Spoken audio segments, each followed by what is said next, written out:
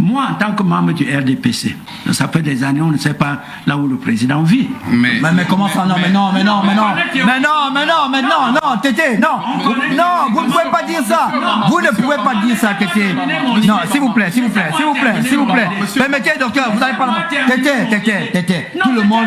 Non, vous gardez le micro, mais ce que vous dites est grave. Non, le président, nous avons théoriquement... Socrate, laissez-moi d'abord faire mon travail. Vous n'allez pas la parole, Il a parlé au moins 2-3 fois. Ce que je vais vous dire, Tété, vous ne pouvez pas dire. Non, je vais dire ceci. Non, vous allez permettez.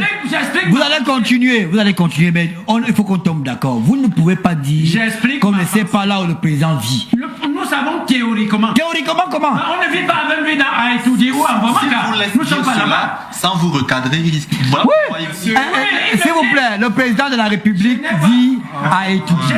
Quand il va en Bamaka, nous tous nous voyons le cortège passer pour aller en Bamaka. Récemment, il a présidé le 20 mai au boulevard du 20 mai. Dis qu'on ne sait pas le président vit, c'est grave. Je ne peux pas accepter ça, Tété. Continuez. Paul Biya, le président Biya, vous savez qu'il y a de nombreux appels qui appelaient à voter le président Biya à la prochaine élection présidentielle. Il y a eu un autre appel qui demande au président Biya de ne pas être candidat, et cet appel-là s'appuie notamment sur beaucoup de faits, plusieurs faits qui ont été notamment publiés sur la toile. On parle du Sud qui est enclavé, de nombreux problèmes qu'on retrouve dans la région du Sud. Il y a eu la sortie du ministre d'État Jacques Famdongo sur la question. Je vais vous lire quelques extraits du ministre Jacques Famdongo qui dit d'abord que le Sud ne peut pas accepter cette tentative de parricide. On ne peut pas tuer le père du Sud. Et il continue en disant le Sud c'est le Cameroun. Jacques Famdongo va au-delà, il cite même un discours du président Biya en 91. Il dit quoique natif du Sud, non c'est lui-même qui parle encore, quoique natif du Sud, le chef de l'État est un homme-nation. Sa région ou sa tribu quitte-t-il, c'est le Cameroun. Sa région, je répète donc, ce n'est pas le Sud, c'est le Cameroun. Et il dit, beaucoup parlent de changement, mais pour changer quoi? Veut-on changer l'homme par qui le changement est venu? Le peuple n'est pas dupe, il sait bien distinguer la vanité de la vérité. Absolument dire un mot sur le président Paul Biya. Oui, bien sûr, je suis un membre du RDPC. Ah bon, mais on n'a pas l'impression. Hein. Quand j'écoute votre émission, vous brocardez le président parfois. Hein. Mais, tout à l'heure, tu disais à quelqu'un là que tu fais d'abord ton travail de journaliste. Mais est-ce qu'ils comprennent ça? Je n'échappe pas. Les gens vous écrivent, vous disent que non, Obama, tu ne peux pas faire ça, tu vas manger quoi? C'est une affaire de nourriture. Voilà, on fait d'abord le travail de journaliste. Allez-y, Tété. Voilà, donc je suis du RDPC, mais cela ne m'empêche pas de dire un certain nombre de choses. Dans un premier temps, je ne pense pas que la sortie, n'est-ce pas, de 7 hauts cadres du Sud, dont le professeur Abba Oyono, que leur sortie, n'est-ce pas, médiatique et autres, verbale, puisse être appelée un pamphlet. Je ne pense pas. C'est quand même de hauts cadres, n'est-ce pas, de gros intellectuels, n'est-ce pas, dont tout le monde connaît la compétence et la valeur. Je ne pense pas qu'on puisse donc appeler ce qu'ils ont fait comme étant un pamphlet. Deuxièmement, ils sont des Camerounais, ils sont des hommes, ils ont le cœur et ils vivent dans une société avec tous les problèmes que nous connaissons partout. Ils ont parlé dans leurs écrits, le chômage. Il y a des universités même dans chaque maison. Au Cameroun aujourd'hui. Dans chaque maison? Mais c'est pour aller dans son sens, parce que pour lui, le fait qu'il y ait des universités dans chaque région signifie que les problèmes sont résolus. Non, c'est pas ce que nous disons. Ce n'est pas du tout ça. C'est pas ce que nous disons. Oui, donc il peut y avoir des universités forment des hauts cadres aussi pour fournir la nation en cadre, en valeur et tout et tout. Mais c'est pour les employés où? Quand le chômage est ambiant partout. Et c'est ce qu'ils ont dit dans leurs revendications. Ils parlent de l'électricité, qui évidemment, malgré les 7 barrages construits au Cameroun et dans lesquels on a noyé des centaines de milliards de francs CFA jusqu'aujourd'hui, on vit, n'est-ce pas, des coupures d'électricité partout et à tout moment. Il y a même des quartiers où des gens passent 2-3 jours sans électricité à l'heure actuelle, malgré la mise en service du barrage de Nachtigal, pour lequel on nous avait dit que ça devait être une panacée, n'est-ce pas, quelque chose qui devait venir et on devait oublier les problèmes de délestage. Ce n'est pas le cas. Ils ont parlé des problèmes de route. Hein? Il y a des Douala qui sont même les villes métropoles, les villes phares. On n'arrive pas à rouler. Nous qui avions des petites voitures, on est au garage tous les jours.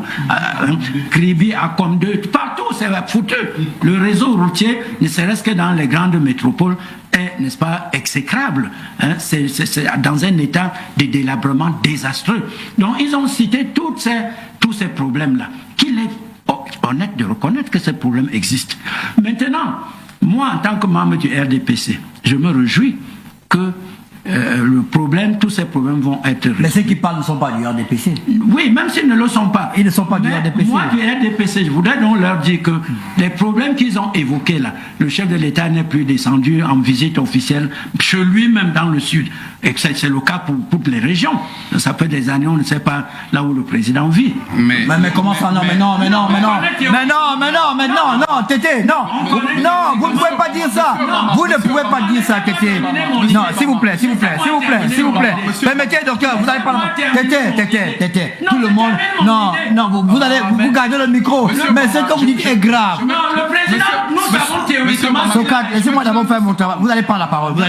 parlé au moins 2-3 fois. Ce que je vais vous dire, Tété, vous ne pouvez pas dire. Non, je vais dire ceci. Non, vous allez permettez. Vous allez continuer, mais il faut qu'on tombe d'accord. Vous ne pouvez pas dire qu'on ne sait pas là où le président vit. Nous savons théoriquement. Théoriquement, comment? On ne vit pas avec lui à étudier ou à Bamaka. Si vous laissez dire cela, sans vous recadrer, voilà. Oui. S'il vous plaît, le président de la République vit à étudier. Quand il va en Bomeka, nous tous nous voyons le cortège passer pour aller en Bomeka. Récemment, il a présidé le 20 mai au boulevard du 20 mai. Dire qu'on ne sait pas le président vit, c'est grave. Je ne peux pas accepter ça, Tété. Continuez. Je veux 30 secondes. Non, docteur, laissez-moi terminer. 30 secondes pour vous dire que le président vit par les actes. Et ces actes qu'il accomplit pour le grand bénéfice des citoyens camerounais sont tangibles. Alors sa présence physique sur le terrain, en réalité, constitue pour moi, c'est d'avoir un regard partial. Parce qu'au quotidien, il y a une gouvernance qui est en branle. Et cette gouvernance est tenue par le président de la République. C'est vrai ça. Donc, merci, vous avez épuisé les 30 secondes. Allez, on ne sait pas là où le président vit. Ça veut dire en réalité que tout le monde connaît que le président, s'il n'est pas étudié, il doit être en Vomeka dans son village. C'est connu, c'est élémentaire, on ne sait même pas des choses sur lesquelles on devrait s'attarder. Mais en réalité, est-ce qu'il s'agit de ça quand vous avez la charge d'une nation? Vous faites 10 ans sans descendre officiellement, même voir comment vos concitoyens de telle ou telle région, les problèmes qui se posent à eux. Mais les descentes, ça dépend de qui? Vous comprenez? Du président, non? Est-ce qu'on a eu un 20 mai, le président a été absent? À l'heure actuelle, non, le 20 mai est même déjà, se fait même déjà en raccourci. Hein. Comment c'est? Donc, moi, je dis que je me réjouis. Tété, vous n'êtes pas sérieux. Comment c'est un raccourci? Moi, j'ai regardé le 20 mai en direct à la télé. Une articulation, par exemple, le 20 mai. Mais les articulations, à l'heure actuelle, sont réduites à leur plus simple expression. Pourquoi? Vous savez? C'est depuis le Covid qu'on a réduit. Est-ce que le 20 mai se justifie par le temps ou bien par sa densité? Ça se justifie même par ça. Mais Tété, vous êtes vraiment militant du RDPC? Je ne sache pas. Non, vous n'êtes pas militant. Mais je dis que je me réjouis malgré tout ça. Nous devons être d'accord que ça va mal et que le bilan n'est pas bon à l'heure actuelle. C'est pas bon. On peut être du RDPC, on peut être du MRC ou du PCN ou du SDF. Le bilan actuel, pour nous qui sommes au pouvoir, ce n'est pas réluisant. C'est ce que je veux dire. Et je me réjouis que même jusqu'au plus haut niveau de la hiérarchie du parti, cela est reconnu au point que quand on introduit déjà à l'Assemblée nationale un projet de loi qui vise à instaurer une vice-présidence de la République. C'est faux. C'est pas vrai. Attendez. C'est pas vrai. Tété, c'est pas vrai. Attendez. C'est une rumeur qui est fausse. Attendez. Donc vraiment, c'est pas... C'est une rumeur. Si elle prend du terrain, si, n'est-ce pas, elle gagne du terrain, même sans être fondée, ça veut dire que tout le monde est conscient qu'il y a problème quelque part. Non, mais partout là, aux États-Unis, il y a un problème parce qu'il y a un vice-président, Tété. Aux États-Unis, il y a un vice-président. Est-ce qu'il y a un problème là-bas? L'existence d'un vice-président induit le président. Une malgouvernance. Le président américain qui, n'est-ce pas, qui n'a pas pu, n'est-ce pas, exercer une deuxième candidature là. Il l'a fait parce qu'il ne voulait pas. Merci beaucoup, Tété. Joe Biden ne voulait pas. S'il vous plaît, Tété. C'est compris. on va sortir. Les efforts sont faits. Il nous reste 4 minutes. Les efforts sont faits. S'il vous plaît, monsieur Tété, s'il vous plaît, je vous en prie, c'est terminé. Vous voulez dire un mot là-dessus?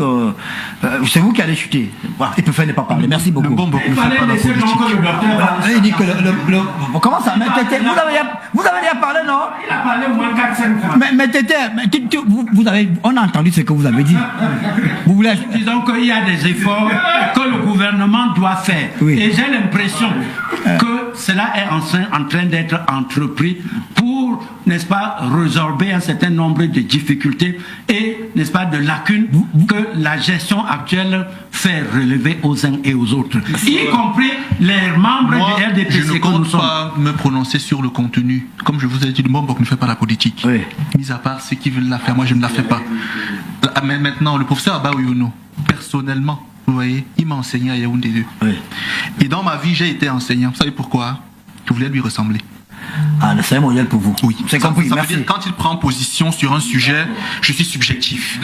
Donc, Mais vous faites la politique sans le faire alors. Parce que si vous dites que vous mettez derrière on ne s'est pas compris. Je vous avais dit que vous êtes une bonne Je ne m'aligne pas derrière ce qu'il a dit, mais je suis fan du personnage. C'est ce que je vous dis. Fan. Voilà. Ça arrête au niveau de l'émotion alors. Voilà, oui. Donc, mais pour On va sortir par... Tout le monde a parlé sur le sujet. Tété, vous voulez ajouter autre chose? Parce qu'après, quand docteur Sokane Tchamba prend la parole, ne dites pas que c'est à lui seul qu'on devrait passer la parole. Ça ne va pas. À l'heure actuelle, ce n'est pas le bilan actuel du RDPC, dont je suis membre. Oui. Et même membre, pas les membres qui parlent dans la rue. Et il y en a qui parlent dans la rue? Oui, mais bien sûr, ils sont membres, ils ne peuvent pas te donner une carte du RDPC. Vous avez votre carte? Ils ne savent pas. Je suis même vice-président même d'une section. Donc, ça veut dire que ce n'est pas bon et mon vœu, mon souhait, oui. et je sais qu'on améliore cela, et que si le président de la République veut encore être candidat, les textes l'autorisent, disent que c'est lui le candidat naturel, c'est connu, mais lui-même doit confirmer ou infirmer, et qu'entre-temps, des efforts soient faits pour mettre de l'ordre dans beaucoup de choses, que le travail soit effectué pour conforter les populations, parce qu'un gouvernement est mis sur pied dans n'importe quel pays, c'est pour le bien des populations. Si on souffre tel que la souffrance a atteint un niveau exécrable dans notre pays, là, normalement le gouvernement devrait être indexé. Ça veut dire que comme vous êtes militant du RDPC, si le président est réélu, comme vous le souhaitez, oui. Vous allez voter le président Biya. Bien sûr, je vais le voter. Et si le président vous appelle, le président vous appelle, il vous confie une tâche de... Je vais l'exécuter. Ministre, non? Pourquoi pas? Vous choisirez quel ministère, par exemple? Mais partout, il voudra bien me confier la charge. Je vais le faire. Ministre des Sports, vous pouvez? Oui, pourquoi pas? Ministre des Sports, vous pouvez? Mais si même je suis ministre des Sports, là, je réorganise tout le sport camerounais qui déjà est mort. Sur 54 fédérations nationales, vous allez aux Jeux Olympiques avec 3 athlètes. Et vous êtes, depuis qu'on est rentré des Jeux Olympiques, France. Mais pourquoi vous n'écrivez pas au président pour lui dire que je suis père? Donne-moi le sport. Pourquoi vous n'écrivez pas au président pour dire que... C'est mort. Le mouvement sportif national est mort. Il fonctionne pas. Mais faites-lui une lettre au président pour dire que je suis prêt à prendre le ministère des Sports. Je vais donc écrire, comme vous me donnez le conseil. Allez-y, Sokane.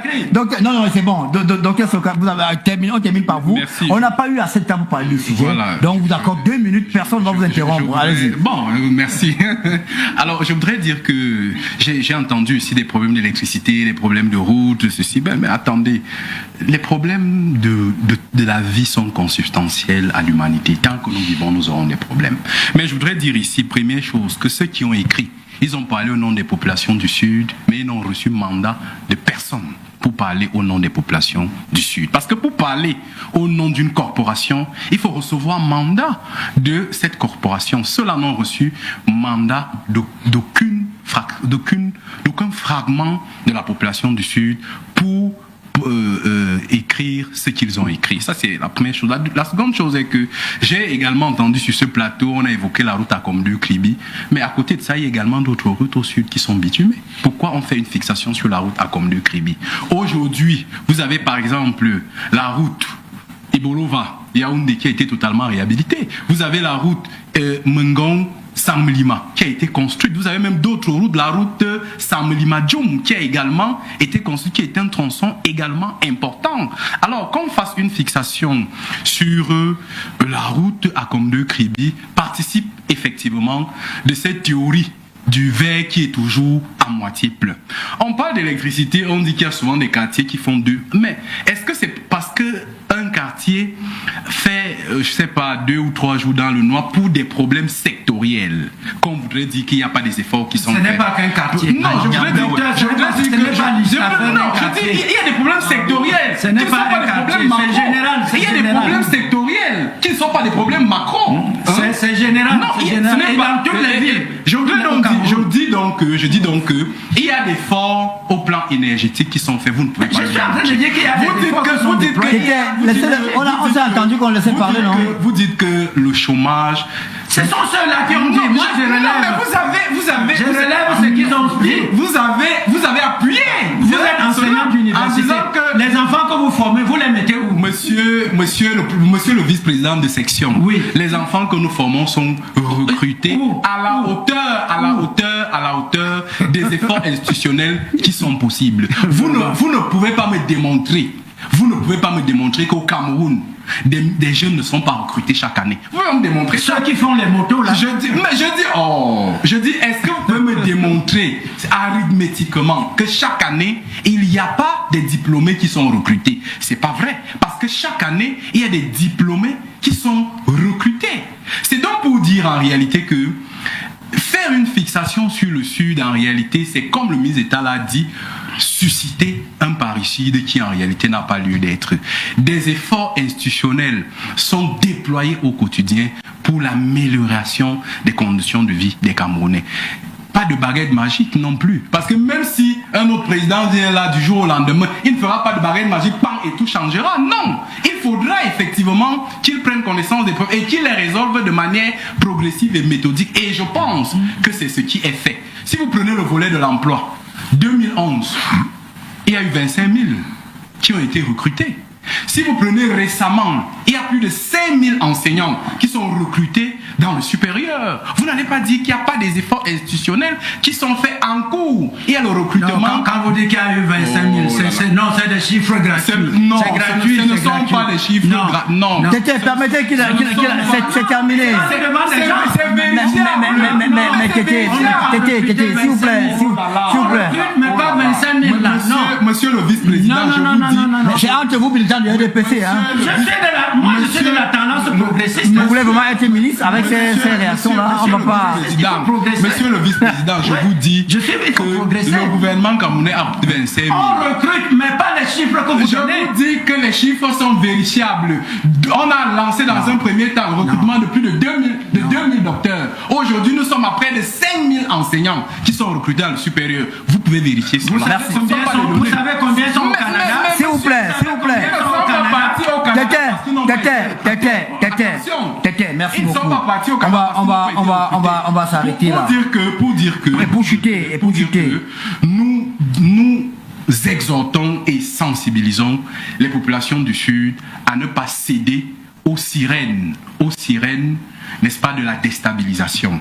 Que les populations du Sud, nos frères et sœurs, ainsi que bien d'autres de l'étendue du territoire national, restent concentrés pour apporter un soutien massif à son Excellence Paul Biya. C'est lui et lui seul qui a reçu mandat pour parler au nom de tous les Camerounais. Merci, voilà ce qu'on pouvait dire sur le dossier. Je vois que sur la toile, il y a plusieurs personnes qui m'attribuent une déclaration.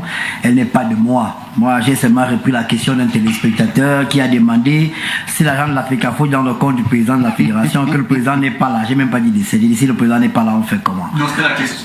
La question d'un téléspectateur. Un téléspectateur. Donc ne m'attribuez pas ça. Je suis.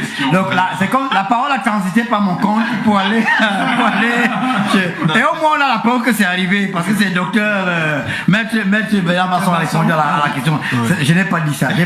J'ai lu la question d'un téléspectateur. Bon, voilà. Néanmoins, on va dire merci à tous qui étaient avec nous aujourd'hui. Merci à vous, docteur Socrate Nthiama. Merci. Il y a un grand meeting du RDPC qui est prévu le 28 à Mbam. Nous sommes mobilisés pour cela. Pour que le meeting soit rayonnant à la statue du président de la République, en indiquant que, et je termine vraiment par là, aucune gouvernance dans le monde n'est parfaite. Toute gouvernance dans le monde est améliorative. Je ne sache pas que, même si vous allez au paradis, je ne suis pas sûr que là-bas ça sera aussi parfait qu'on le voit ici. Merci beaucoup. On retient que le 28 juin prochain, samedi, Mbam sait toujours faire des choses. Ça, bien appuyé par Lamzi. Mbam fait toujours bien des choses. Tété, merci. Oui, d'avoir ça a été été là. un plaisir, comme d'habitude. Les échanges ont été francs et directs. Ouais. Mais l'essentiel, c'est le Cameroun. On retient aujourd'hui que vous êtes prêt à assumer la fonction de ministre des Sports. Mais bien sûr, si le chef de l'État m'appelle, organiser cette affaire-là. D'accord, vous pensez faire mieux que ceux qui sont là? Vous voyez qu'à l'heure actuelle, là, aucun président de fédération ni de comité olympique n'a le moindre mandat. Les mandats sont terminés depuis 11 mois bientôt. Il n'y a pas eu de renouvellement de leur mandat. Parce que pour être à la tête d'une structure... Si vous êtes ministre des Sports, vous n'aurez pas de problème avec le président d'Africa Foot? Non. Et si vous cherchez des problèmes? Non, je vais l'appeler, je lui dis qu'écoutez, on fait comme ça, on fait comme ça. Parce que les bagarres, même qu'on écoute là, qu'on envoie là, les gens bagarrent autour, n'est-ce pas, de la gestion des fonds. Ce n'est que ça. Dès que c'est régulé et que les gens, n'est-ce pas, savent que bon, mon domaine de compétence s'arrête ici et va jusque là-bas, ben, je crois qu'ils vont, n'est-ce pas, travailler en bonne intelligence et ça va marcher. Donc, vraiment que Dieu vous entende, que le chef d'État me nomme ministre, vous verrez la révolution. Et moi, alors, il me nomme pas moi-même. Non, pourquoi pas? Et il me met où? C'est discrétionnaire. Il peut me mettre où? Si je suis nommé, Obama viendra. Où? Moi, je viens travailler sur votre botte. Mais comment? Pourquoi pas? Pourquoi pas? Ça dépend. Non. Donc, j'ai dit que là, le sport camerounais est mort. Aucun président de fédération, en commençant par le comité olympique, personne n'a plus de mandat de qualité. Les mandats sont finis depuis... Le mandat a été prorogé par le conseil du comité olympique. Pour le comité olympique. C'est un artifice de légitimation. Oh non, mais ils sont légitimes. Le conseil est légitime. Ils sont légitimes. La convocation là est illégale. Ils sont légitimes. Vous avez perdu le mandat. Ils sont légitimes, c'est eux. Vous convoquez encore une réunion. Tété. Si c'est comme ça que vous voulez être ministre des Sports, moi je vais... Non, la loi, personne n'est au-dessus de la loi. Ça, merci. L'office a dit. Et on devait respecter la loi. Maître Bernard Basson, merci d'avoir été avec nous. Ça a été un plaisir. Alors, vous ne savez pas que vous étiez Mbombo? C'est pas grave, c'est pas grave. On en reparlera. D'accord. Philippe, merci infiniment. Ça a été un plaisir. C'était bien. Voilà. On va pas se redire au revoir 2 fois déjà. Votre main, ça va mieux? La main va mieux. C'est la boxe alors? Non, la main va mieux. Mesdames et messieurs, c'était un plaisir. Ça a été un plaisir de vous avoir au cours de ce programme. On fait notre travail de journaliste nonobstant toute attaque et toute menace. On fait fi de tout cela. On est là pour servir les Camerounais, là donner la bonne information chaque jour comme cela se doit. Nous avons choisi un métier, c'est le journalisme. On n'a pas choisi d'être pasteur ou choisi d'être, je sais pas trop, enfant de messe ou autre chose. On a choisi. Voilà, c'était les militants du RDPC, mais ils parlent quand il faut parler.